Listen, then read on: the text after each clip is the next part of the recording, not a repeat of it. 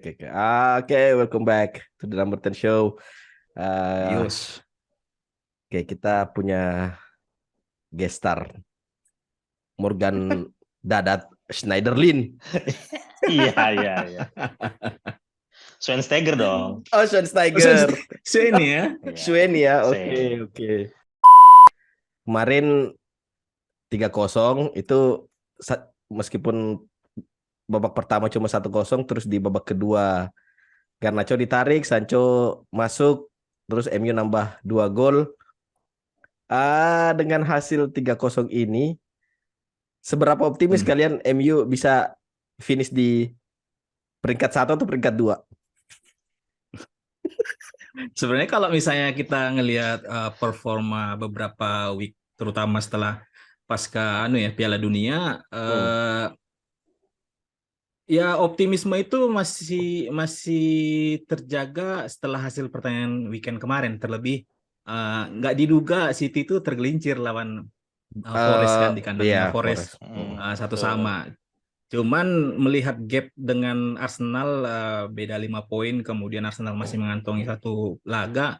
Sebenarnya di bulan Februari ini asa itu masih ada, tapi akan lebih kelihatan mungkin nanti di Maret setelah MU lawan Liverpool, dan di April mungkin di situ bisa jadi penentuan kira-kira masih bisa nggak optimisme itu dijaga dari para fansnya United, karena di beberapa laga sisa itu United masih harus menghadapi beberapa laga berat seperti lawan Chelsea kan, lawan Spurs, lawan Liverpool masih ketemu, lawan Newcastle di St. James Park masih ketemu. Nggak tahu nih nanti Mirwan kapan jadi berangkat ke Newcastle, nggak tahu, siapa tahu. Iya. 1 April nih, 1 April.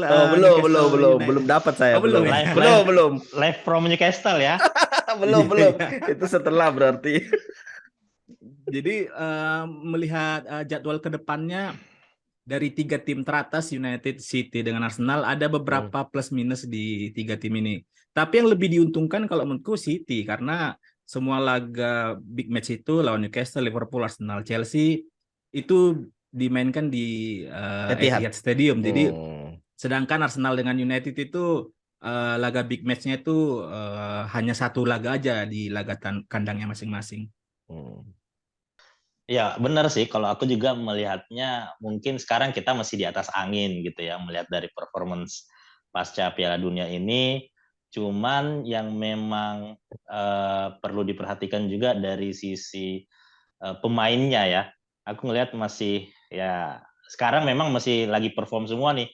Bersamaan semuanya lagi perform semua, lagi bagus semua. Cuman memang kan MU tiap 3-4 hari itu ada pertandingan, 3-4 hari itu ada pertandingan gitu. Nah, takutnya mulai agak kehabisan bensin gitu kalau tidak bisa mengatur tidak bisa mengatur pemainnya gitu dengan efektif. Ya kan sudah mulai terlihat juga Arsenal aja udah kayaknya sekarang sudah mulai lagi struggling ya. Iya, betul. Orang-orang pada bilang wah ini udah mulai kehabisan bensin nih. Nah, kalau aku ngelihat sih memang Ten Hag sudah mulai karena kita kan kedalaman timnya itu nggak begitu kuat ya. Betul. Kemarin aja Lindelof di babak pertama aja ya mirip-mirip dengan Maguire ya. Untungnya dia bisa dengan cepat ini ya. Kalau nggak kita mungkin lebih kebobolan 2 gol itu lebih. Kalau aku ngelihat di babak pertama itu. Iya. Pas ngelihat Lindelof main sama Maguire, oh pantasan aja nih MU bertahun-tahun mudah kebobolan kalau kualitas backnya seperti itu gitu kan. Maksudnya ya itu sih, maksudnya memang kita harus melihat setelah melewati jadwal padat ya kan, kalau Carabao Cup sudah selesai kan artinya berkurang lagi satu kompetisi gitu, entah menang entah kalah, ya harapannya sih menang. Ya harapannya seenggaknya 1 trofi itu ya. Karena lawan Newcastle besok kemungkinan yang jadi kipernya Newcastle Karius, meskipun ada protes katanya Nick Pope itu dimainkan saja lah. Masa iya harus Iya. Masalahnya kalaupun Newcastle kan sebenarnya performanya musim ini bukan hanya bergantung ke Nick Pope. Walaupun misalnya dari statistik clean sheet-nya Newcastle jadi yang teratas sekarang di Premier League. Kalau nggak salah 14 clean sheet apa 15 gitu di Premier League. Cuman yang disampaikan Dada tadi menarik ya, masalah schedule pertandingan. Tapi jadwal padat ini bukan hanya mulai dari bulan ini aja, dari setelah Piala Dunia kan per 3 hari, 4 hari kayaknya jadwal United itu selalu ada. Belum lagi cedera Eriksen ditambah lagi suspendnya Casemiro.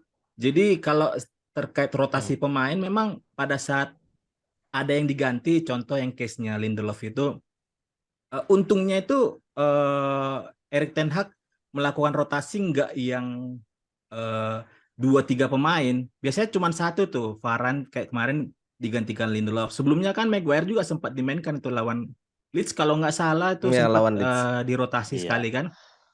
Itu pun sama aja, bikin deg-degan juga.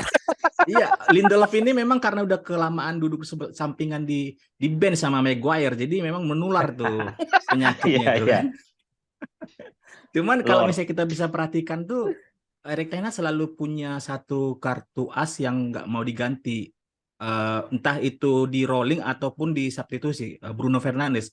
Dari statistik mungkin dibanding zamannya Mang Ole, Bruno Fernandes itu dibanding musim ini jauh sekali secara goal assist contribution-nya kan. Tapi di match kemarin aja lawan Leicester itu 90 menit Bruno itu 12 lari pas mulu ya. tuh kan.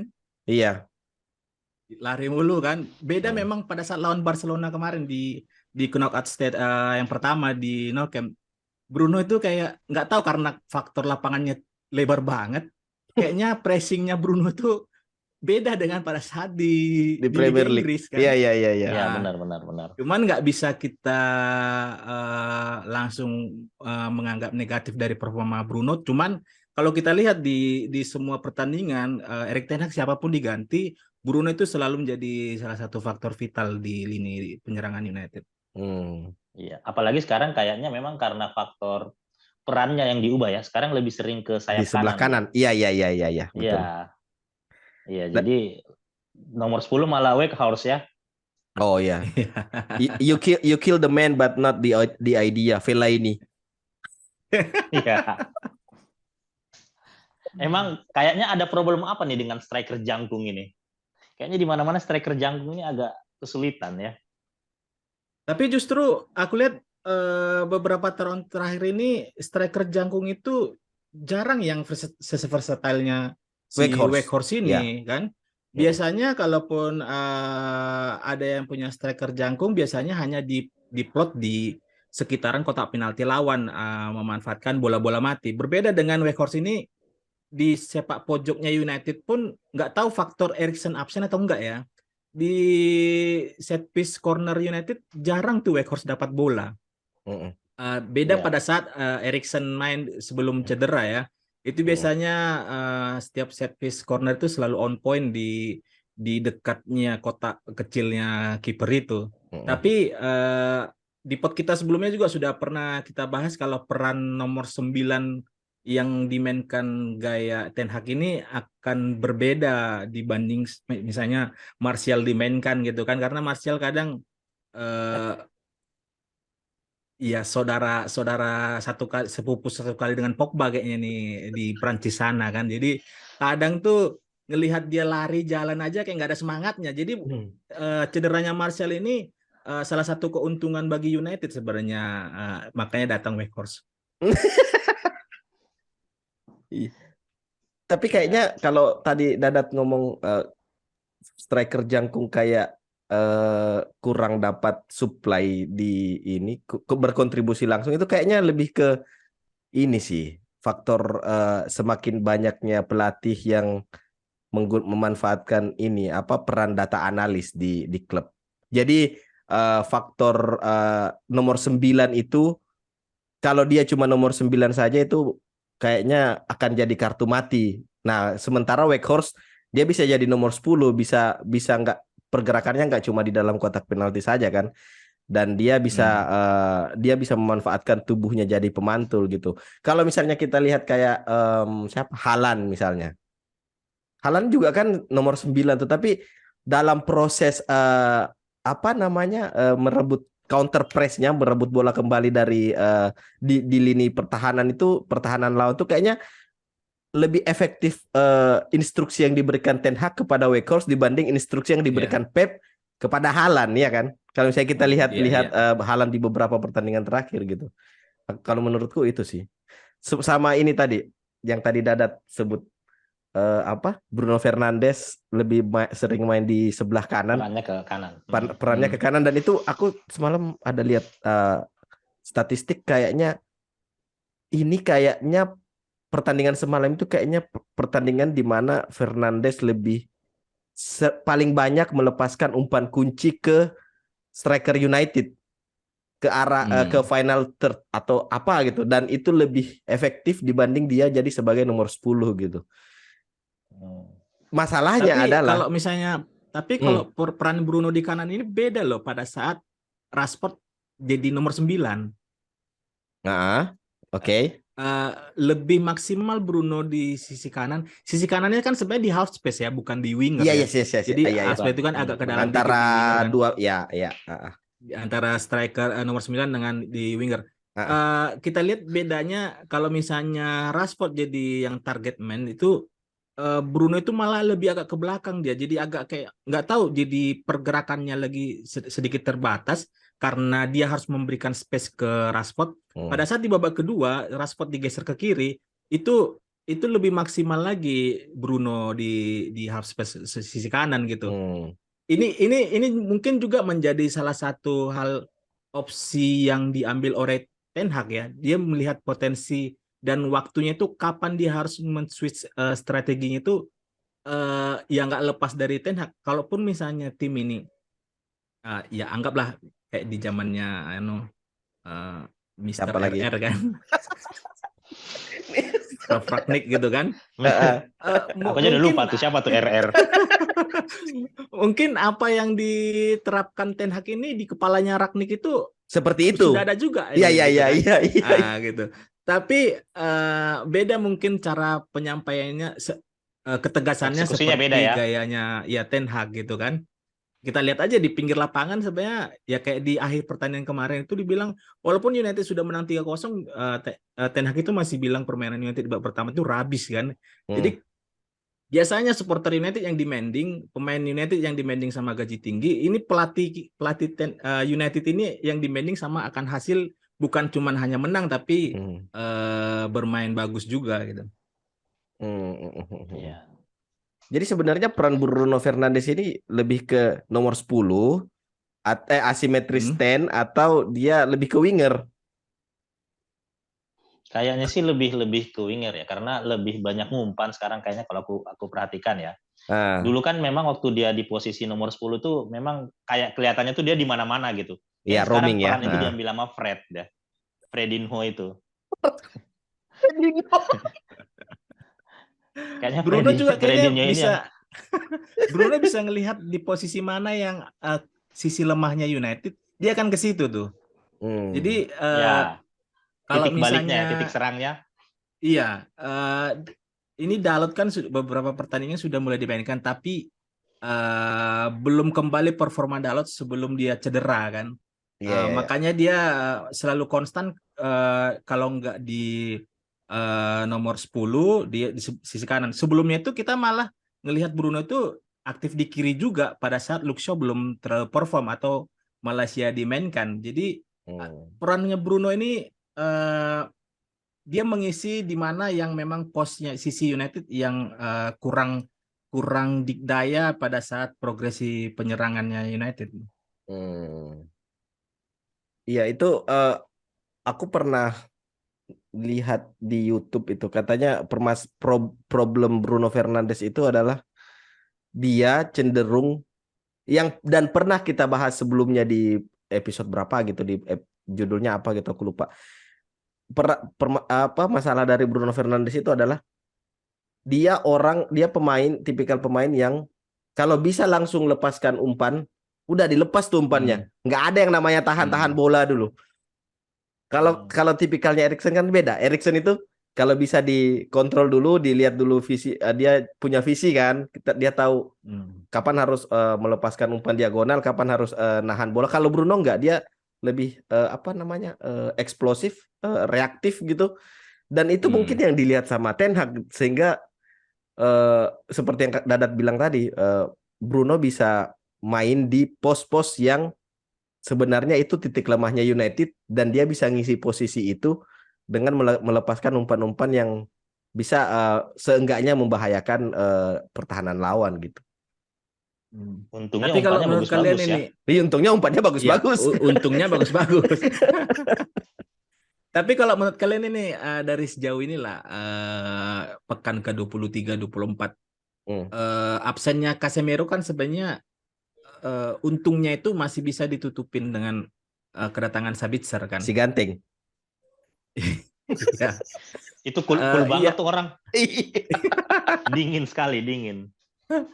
Kalau di musim depan kira-kira atau di sisa musim inilah yang kehilangan United itu kan praktis yang di lini tengah nih yang agak goyang kan, karena dari skuad kedalamannya itu beda dengan City gitu yang punya tim pelapis yang hampir setara.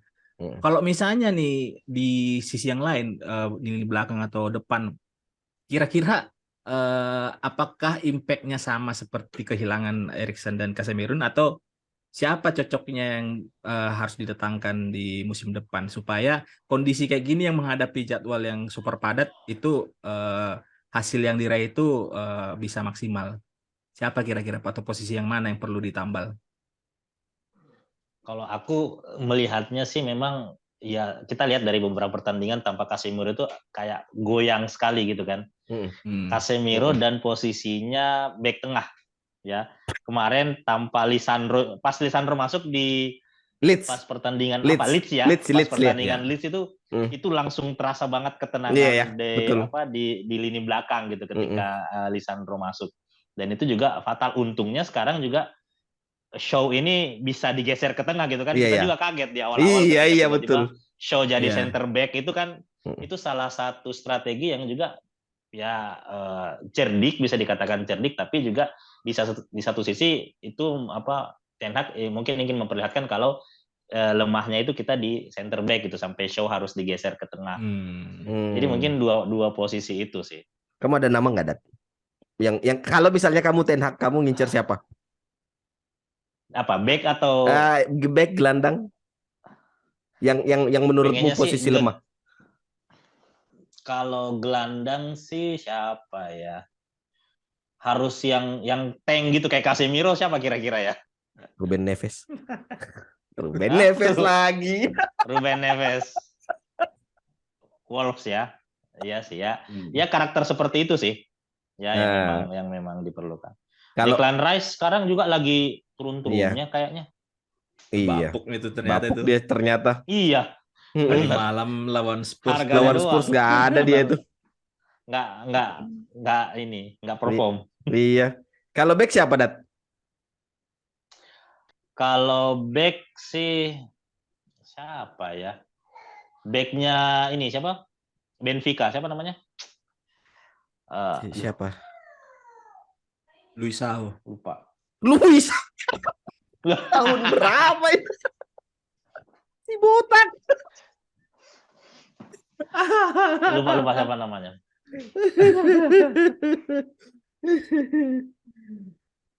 Karena kayaknya Varane juga ya semusim 2 musim kayaknya udah bakal turun sih kelihatannya. Apalagi kemarin dia sempat ngomong ya kalau sepak bola kayak mesin, dan dia kayaknya kena mental atau gimana sih dia tuh, yang nggak berapa lama setelah dia pensiun terus dia ngomong setelah dia pensiun kan dia ngomong pesepak bola sekarang nggak beda jauh sama mesin yang diforsir, liburannya kurang lah. Kenapa jadi pemain bola, Mas? Kalau aku mungkin ini muncul satu Pau Torres kali ya. Villarreal ya. Villarreal. Ya. Itu kan yang kemarin juga di musim panas sepertinya namanya naik, cuman gara-gara Lisandro didatangkan. Kemudian dia langsung tersingkirkan gitu. Tapi untung aja nggak ke Arsenal ya. Untung aja nggak ke Arsenal. nyaris ke Arsenal kan? Nyaris Kan dia nyaris. ngubungin Ten Hag katanya. Kalau dariku tengah, kalau di Inggris ya mungkin ini antara Yuri Tielemans, James Maddison atau James Ruben Maddison. Neves. Keren kemarin. Kalau back iya back tengah sih ya. Siapa ya? Ini Edson Alvarez, Ajax, Ajax. ya. Di Ajax dia lebih Dia ke gelandang. DMF sekarang dia Iya, tuh. lebih ke DMF sekarang ya. Atau ini atau yang sekarang jadi back tengahnya Barcelona dibalikin tuh di Inggris yang sempat main di Araujo. Chelsea. Bukan. Oh, Eric Garcia. Bukan Si Christensen. ini Christensen. Iya, Christensen. Oh. Anders Christensen.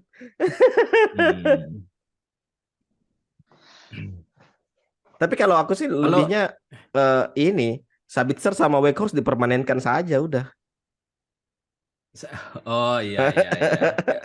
Memang kalau kita ngelihat dari performa Weghorst dengan Sabitzer ini layak dihargain kontrak permanen ya.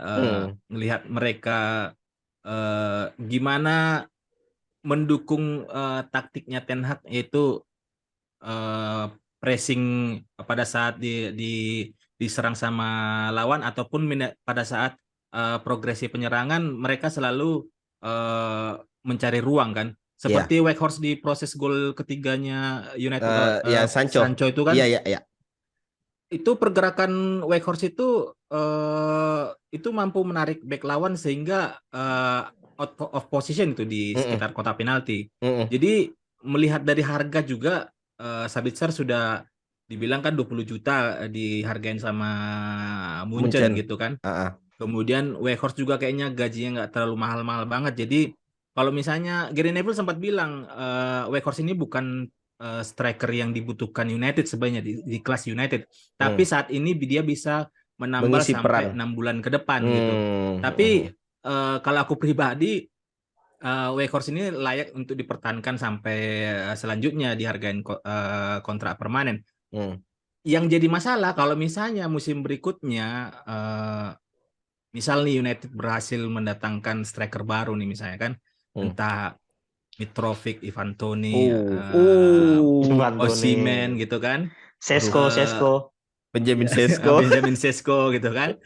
Itu favoritku tuh Benjamin Sesko tuh. Jadi rasa kayak sia-sia aja ngelihat etos kerjanya Weghorst. Ya. Beberapa kali dia sampai ke belakang melakukan tackling, kayaknya nggak pernah ada nggak pernah ada tipikal striker yang semua area kayaknya dia selalu ngejar gitu. Walaupun larinya itu nggak yang kencang, tapi tackling efektifnya itu bisa memutus serangan lawan dan mematahkan momentum tim lawan. Jadi Sabitzer dengan Weghorst, aku sih lebih melihat optimisme pertahankan musim depan tuh Weghorst.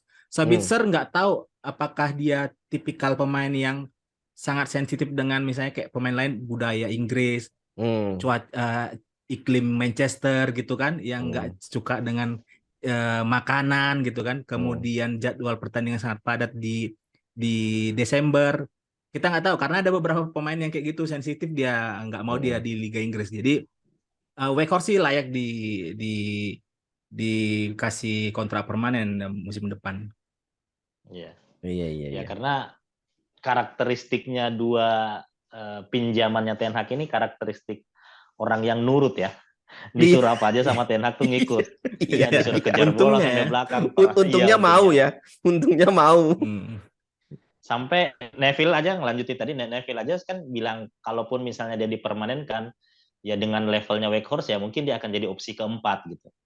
Apalagi kan nggak mungkin musim depan misalnya nggak ngedatengin striker gitu kan. Iya. Apalagi kayaknya kantongnya udah tebel. Iya. Tapi beberapa jam lalu itu ada berita dari eksklusif. Apalagi? Glazer tuh dapat suntikan dana dari konsorsium Amerika loh, jadi nggak bakalan dijual deh. Waduh, nggak bener ini klub. Iya, ESPN tuh eksklusif tuh kemarin katanya Glazer tuh dapat dari Amerika dia ininya supaya nggak harus ngejual gitu. Jadi makanya aku padahal sudah siap-siap tuh video pendeknya si Giovanni Infantino, I feel Aifil Qatari gitu kan. Qatari. Nah, ini Qatar gitu. bahaya juga ini nggak jadi nanti kan. Soalnya ya mungkin karena ini ya, United kan dari sisi value kan besar besar banget ya. Melihat Hmm. Arab mau mengambil alih dalam tanda kutip kan milik Amerika kan jadi kayak perang politik jadinya. Bisa jadi. Iya ya Ya begitu mungkin itu juga juga masuk akal sih. Iya iya iya. yang jadi ininya sih. Ya Ah. itu kata Neville ya gitu. Kalaupun bisa dipertahanin dengan karakteristik kualitasnya sebagai striker, kan biar gimana pun kan striker dinilai dari golnya ya. Iya Iya, iya iya. iya. Iya iya iya. Cuman Gitu kadang sih. Gary Neville ini karena keseringan satu meja dengan Carragher juga kadang. Jadi gak usah lah didengerin. Kira-kira Tapi kalau Qatar Eh, yang maju siapa nih striker yang Nah, Bape bisa nggak kayaknya Bape? nah itu eh. Messi jadi director of football. Qatar Connection kan, Qatar Iya. Connection kan. Tapi yang paling sih realistis lah sebenarnya kan. Walaupun dari Qatar misalnya nanti yang jadi masuk ownernya United, aku lihat Ten Hag bakalan lebih kuat influence-nya Ten Hag di proses transfernya United karena Ten Hag harusnya sudah belajar dari beberapa kepelatihan sebelumnya. Nama-nama besar itu selalu dibeli, tapi karena nama besarnya itu mempengaruhi ruang ganti, jadinya bisa mengganggu Stabilitas. kondisi di tim gitu kan. Hmm. Lukaku awalnya dibeli itu kurang apa lagi dia pada saat awal-awal United juga langsung memberikan kontribusi, tapi sikapnya yang kayaknya selalu, tapi nggak tahu karena faktor Lingard masih joget-joget dulu sama Lukaku dengan Pogba gitu kan. Sekarang kan kayaknya yang joget-joget kayak gitu udah nggak ada lagi Nggak ada, kayaknya. nggak Tinggal ada. Sancho aja kayak malu-malu doang tuh Sancho tuh. Cuman Hmm. kalau aku ngelihat walaupun Qatar nanti masuk, eh, jangan terlalu berharap kayaknya kita dapat pemain-pemain besar nih. Dilihat dari Hmm. harganya, Ya ya ya. karena sama kayak dibilang Dada tadi, pemain yang dibutuhkan Ten Hag untuk strategi itu pemain yang nurut tuh, yang Hmm. nggak mau tuh bukan hanya pada saat di posisi tertentu, tapi bisa mengisi posisi yang lain, disuruh lari mau gitu kan. Sancho itu kayaknya kalau aku lihat ya di media aja yang kayaknya dimanis-manisin tuh antara Ten Hag dengan Sancho. Nanti Hmm. kalau Sancho nggak mau lari, cuman jalan-jalan di tempat aja kayaknya bakalan cabut juga tuh nanti di masanya Ten Hag ini.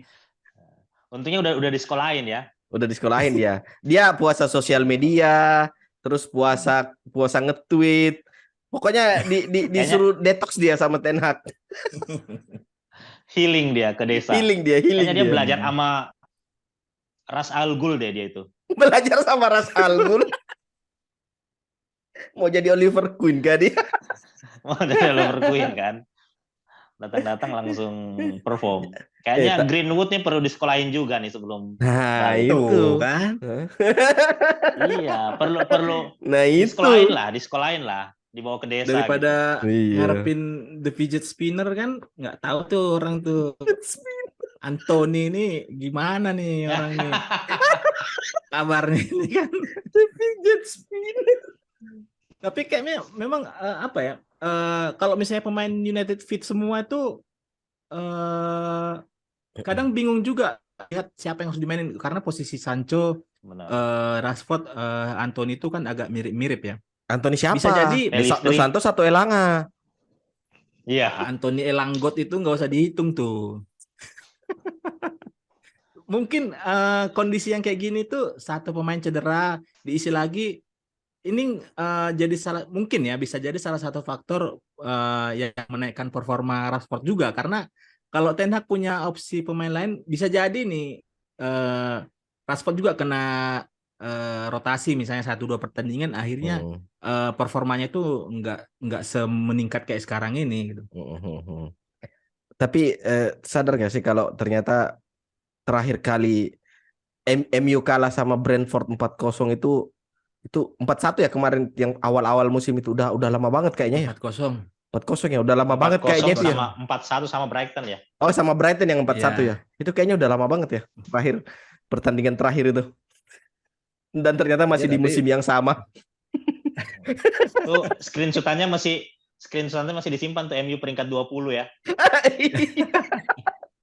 dan ternyata keputusan kita harus ini sih kalau misalnya besok MU juara, misalnya MU besok juara Liga gitu kan, atau juara trofi lah apa kayak Europa League kah, atau Carabao kah, seenggaknya kasih satu medali ke Piers Morgan.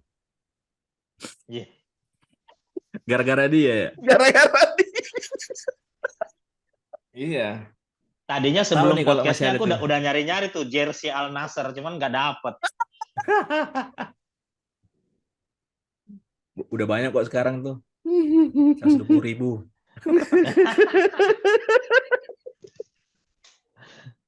Aduh. Iya. Tapi di luar dari yang pemain yang outfield player ya, De Gea sebenarnya kan performanya musim ini kalau misalnya dibilang dibanding musim sebelumnya, memang kayak gini ya jagonya dia kan. Begini jagonya De Tapi Gea. Tapi kenapa ya De Gea itu nggak pernah namanya muncul di entah 3, 5, malah 10 kiper terbaik saat ini? Kenapa Enggak, kira-kira? iya. Padahal dia ngelihat apa ya, save-nya dia kadang tuh sampai pemain lawan pun nggak menduga. Tapi nama-nama yang di atas tuh kalau kiper, kalau nggak Courtois, Ederson, Alisson, gitu kan, Donnarumma, ya De Gea itu Donnarumma, Mendy gitu kan. ya. De Gea nggak pernah muncul. Kenapa kira-kira? Kayaknya karena di liga pun kebobolannya pun masih termasuk tinggi ya. Tinggi ya.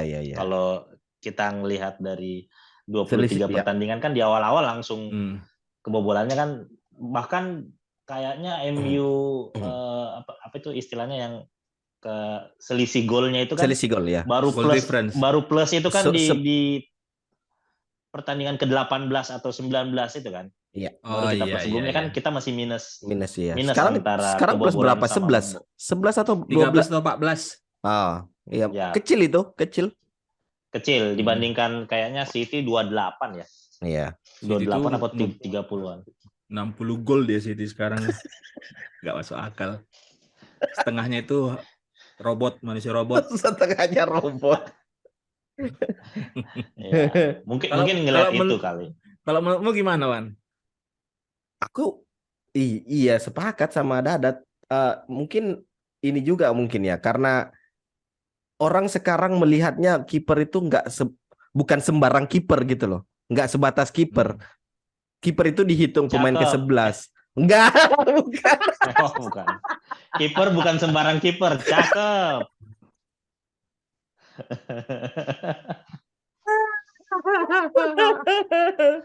Kirain, Wan. Oke, lanjut. Malah itu karena kiper harus distribusi bola, build up dari bawah, terlibat dalam proses gol. Jadi itu yang assist. Iya, ngasih assist, dan itu yang hilang dari De Gea. Jadi menurutku dia kalah dari aspek itu. Kayaknya sih itu cuma karena kalau kita melihat dari semua aspek penjaga gawang, De Gea tuh memenuhi semua karakter itu gitu loh. Satu-satunya yang nggak dipenuhi De Gea itu cuma kontribusinya dalam proses build up play, udah. Jadi mungkin karena dia punya tim e-sport juga dia. Jadi terbelah dia pikirannya kan. Casemiro juga punya tim e-sport sekarang. Kacau. Kalau dari pandangan ya. Kalau dari pandanganku sih De Gea ini yang kurang dari yang lain itu memang nggak punya gelar di timnya gitu. Europa League Itu kan udah kayaknya itu Piala Europa League juga udah nggak di dalam kaca lagi tuh, udah nggak ketahuan di mana tuh, udah saking lamanya kan 2017. Ini udah 5 tahun gitu kan. Ya, Iya iya iya. Cuman kalau misalnya kayak Courtois gitu kan, aku ngeliat Courtois tuh nggak jago-jago banget gitu, tapi Mm-mm. sekarang jadi kiper terbaik dunia dia gitu kan. Mm. Donnarumma juga di PSG atau di Italia ya biasa-biasa aja kalau dibanding performa. Nggak tahu ya karena kita selalu nontonnya De Gea United gitu kan. Mm-mm. Jadinya kita fokusnya hanya, wih gitu, De Gea jago shot stoppernya gitu kan. Mm-mm. Mm-mm. Tapi memang paling ampas selain itu pada saat tendangan penalti, kayaknya memang nggak pernah De Gea itu Iya bisa iya. bisa iya iya nepis kan. Beda dengan kiper yang lain gitu. iya iya. Siapa kira-kira Refleksnya yang bagus, tapi pas penalti nggak ini, iya? ya nggak bisa nebak dia. Siapa kira-kira yang buruk antisipasi penaltinya, De Gea atau Loris?